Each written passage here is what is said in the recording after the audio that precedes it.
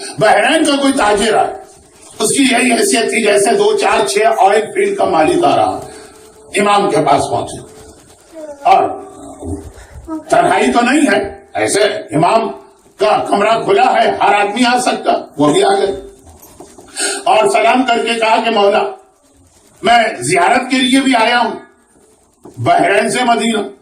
یہ زیارت خالی روزوں کی نہیں ہے، پہلی زیارت تو خود امام معصوم کی ہے. کہا کہ اگر وہ تمہارے سامنے نہ ہو تو ان کے روزوں کی زیارت کرو. سبحان اللہ. یہ تو بعد میں آئی، اصل تو چہرے کی زیارت ہے. جیسے پیغمبر کا اصل جملہ ہے کہ نظر الی وجہ علی عبادت، علی کے چہرے کو دیکھنا عبادت ہے. تو جب کسی نے کہا کہ مولا یا رسول اللہ وہ لوگ جو علی کے بعد دنیا میں آئیں گے علی کی زیارت نہیں کر سکتے، تو پیغمبر نے وہ جملہ کہا جس کے لیے آج آپ یہاں آئے ہیں کہ اگر چہرے کی زیارت نہیں کر سکتے تو ذکر و علی عبادت، جمع ہو کے ذکر ہی کر لو، یہی عبادت ہے.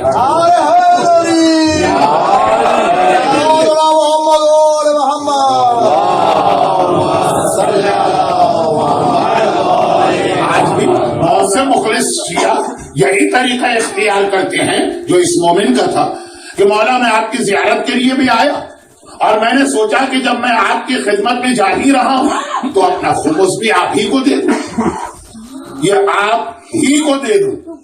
اس کا مطلب یہ کہ باقاعدہ اس وقت بھی امام نے نظام بنایا تھا کہ بحرین والے کے لیے بحرین میں امام کا ایک وکیل اور یمن والے کے لیے یمن میں ایک وکیل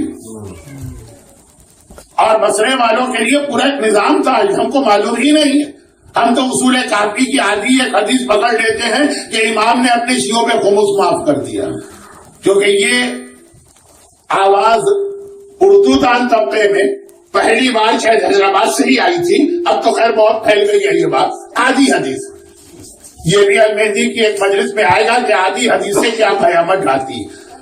پبلک کو اتنا تو پتا ہے کہ آدھی آیت لا تقربوا الصلاۃ، نماز کے قریب نہ جانا، وہ باقی آگے بھول جاتے ہیں کہ اس کے بعد قرآن کیا کہہ رہا. لیکن حدیثوں کے ساتھ بھی یہی ظلم ہو رہا. تو اب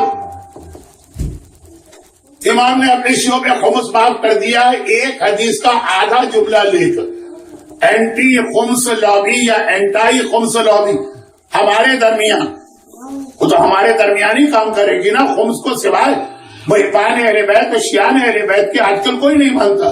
تو خیر وہ آدھی حدیث، لیکن یہ بحرین کے مومن کا واقعہ بھی بتا رہا، خالی ایک واقعہ نہیں ہے لیکن یہ بھی بتا رہا کہ مولا جب میں آپ کی خدمت میں آ ہی رہا تھا زیارت کے لیے تو میں نے سوچا کہ اپنا خمس براہ راست آپ کے ہاتھ میں کیوں نہ دے دوں.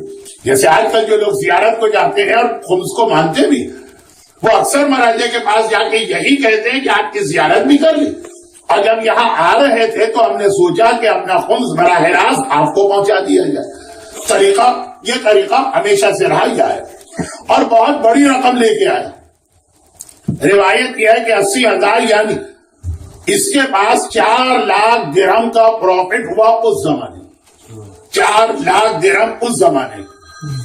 آج تو ایک مکان نہیں ملے گا مارکم میں شاید 4 لاکھ درہم کا.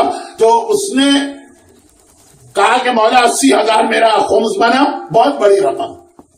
اور میں اکثر یہ کہتا ہوں جس کے پاس سال کے آخر میں $100 بچے اسے $20 خمس دینا، اور جس کے پاس پرفیوم کے خالی ایک شیشی بچی تو اسے شاید $10 سے بھی کم خمس دینا ہوگا. اور اگر کسی بچے کے پاس اسکول کی کتاب یا کاپی میں سے کوئی خالی بچ گئی اس کو اس کا خمس دینا ہوگا.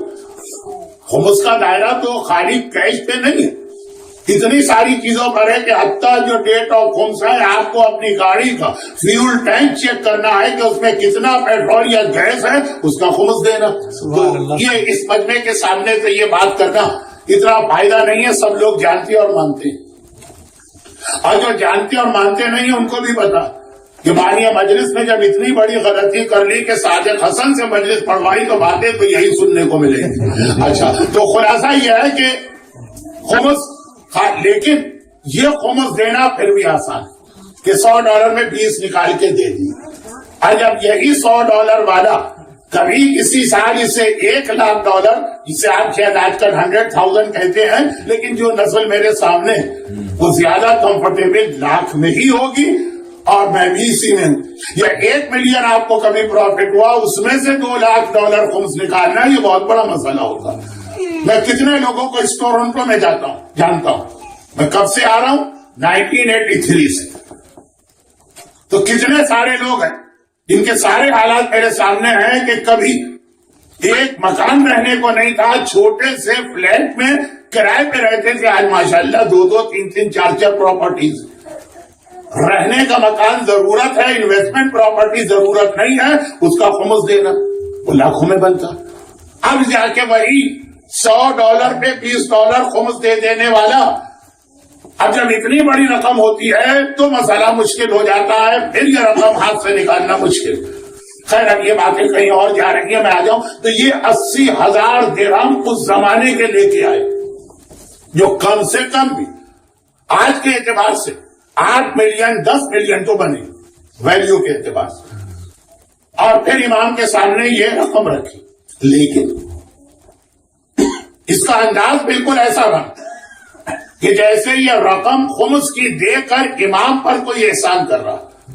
کیا جاتا ہے کہ احسان کر کے کہ اب ہم نے دیا ہے تو زندگی بھر یہ اپنی آنکھیں ہمارے سامنے بلند نہ کرنے پر، اور ہم جو کہیں فوراً ہماری بات مانیں. تو اسی انداز سے امام کے سامنے رقم رکھی. امام جلال میں آ گئے اور کہا کہ اٹھا کے لے جاؤ اپنا خمس، مجھے تمہارا خمس نہیں چاہیے. خمس دے کر تم ہم پر احسان نہیں کر رہے، خمس لے کر ہم تمہارے اوپر احسان کر رہے ہیں کہ جس کی وجہ سے 80,000 ہم نے لیے تو باقی جو تمہارے 3.3 لاکھ ہیں اس کی وجہ سے وہ پاک ہوئے اور تمہیں اس کو استعمال کا حق ملا ہے. یہ اگر ہم نہ لیتے تو وہ بھی حرام رہتا. اب امام کی حد تک تو ہر آدمی مان لے گا کہ ہاں جب یہی بات مرجے کے بارے میں کہی جائے کہ وہ خمس لے کر دے کر آپ احسان نہیں کر رہے، خمس لے کر وہ ہم پر احسان کر رہے، تو اکثر چہرے اتر جائیں گے، ناگواری کے اثرات ہوں گے اور دل میں خیال ہوگا یہ کیا بات کہہ دی، مرجے کو امام سے ملا دی. مرجے کو نہیں، اصول. حتیٰ جو غریب سید جسے آپ خمس دے رہے ہیں اگر وہ کہتا ہے کہ ہاں میں نے تمہارا خمس قبول کیا تو اس نے آپ پر احسان کیا کہ آپ کے باقی مال کو حلال کیا. یہ بات تو محمد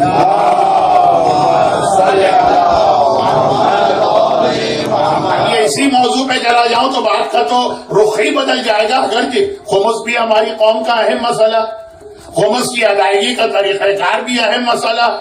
خمس دینے کے بعد یہ خیال بھی نہ آنے پائے کہ چلے مرجے سے تو ہمارا کہیں کانٹیکٹ ہوتا نہیں، غریب سیدوں سے تو ہوتا ہے نا، کہ پھر یہ توقع ہوتی ہے کہ یہ ہر چیز میں ہماری ہاں میں ہاں ملائیں. میں تو ایسے لوگوں کو جانتا ہوں پیسے والے کہ اس کو خمس دینا بند کر دیا جسے 10 سال سے دے رہے، کیونکہ جب وہ جماعت کے الیکشن میں کھڑے ہوئے یہ صاحب تو اس غریب نے ان کو ووٹ نہیں دیا. تو اب بات کہیں سے کہیں لے کے اصول وہی چل رہا کہ تم اللہ پہ احسان نہیں کر رہے اگر اللہ کی عبادت کر رہے ہو. برحمتك يا أرحم الراحمين وصلى الله على محمد وآله الطاهرين.